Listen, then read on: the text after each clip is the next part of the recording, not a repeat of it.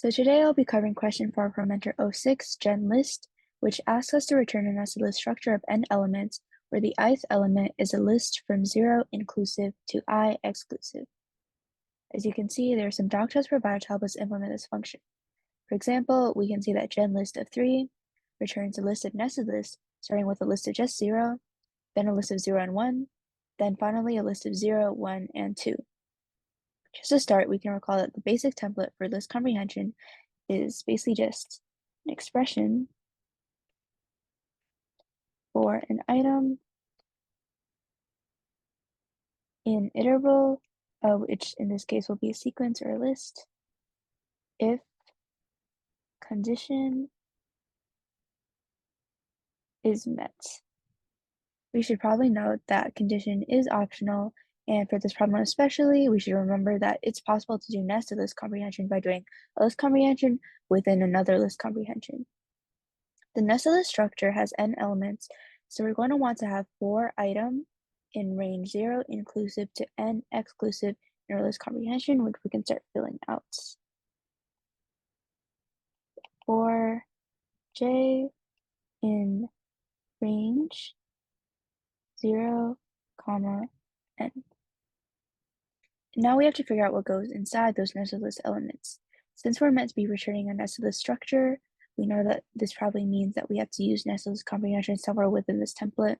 So we can put in the placeholder I for I in some range for j in range 0, comma, n. We need to figure out what goes into this inner range. The specs tell us that the list goes from 0 inclusive to I exclusive, where I is the ith element of the list. Based on this, we know that the list should start at 0 and end on the index of that element. We already have something that does represent the index of that element with j, but we also have to remember that the end of a range is exclusive, so we should fill in a final range of 0, comma, j plus 1. So now we can move on to gen increasing, which asks us to implement a function that returns a nested list structure of n elements where the ith element of each list is one more than the previous element. This is a bit trickier than the last problem, and we're also given a hint to use sum ranges. For example, taking the sum of range 3 will give us the sum of 0, 1, and 2, which is equal to 3. Looking at the doc test gives us a lot of information on where to start with this problem. We know that, again, we're going to be returning a nested list structure, which means that we're going to be using more nested list comprehension. So we can start filling in the template a bit. Looking at gen increasing of 3, we can see that the nested list structure will again have n elements. So we can start by filling the template like we did with gen list by having for j in range 0, comma, n in the overall list comprehension.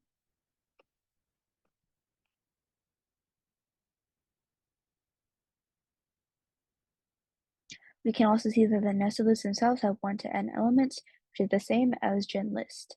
We can keep filling in the template based on how we answer gen list by putting for I in range 0, comma, j plus I within the nested list comprehension. Now we have to figure out an expression for the nested list comprehension. We can't just use I again because this time the ith element of each list should be 1 more than the previous element. When you compare gen increasing of 5 to gen list of 5, we can see that the first nested list is still always just a list with 0, but the second nested list of gen increasing is the same as the second nested list of gen list, but with each element incremented by 1, as you can see here.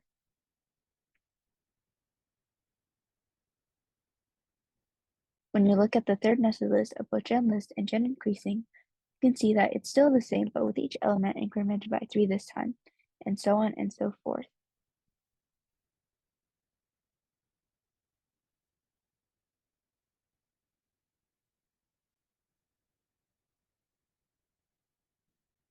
This tells us that we can start with I in our expression, but we should probably be adding something to it. Looking at what we're adding to I, we can see a pattern emerging of 0, 1, 3, 6, and 10. We can notice that these are also equivalent to the sums of ranges. For example, 0 is the sum of range 0, 1 is the sum of range 2, 3 is the sum of range 3, 6 is the sum of range 4, and 10 is the sum of range 5. We can fill in a bit more of the expression with I plus the sum of some range. We know that what's within this range should probably start at 0 and go up to n. In other words, it can go up to j plus 1. We can represent this with range 0, comma, j plus 1.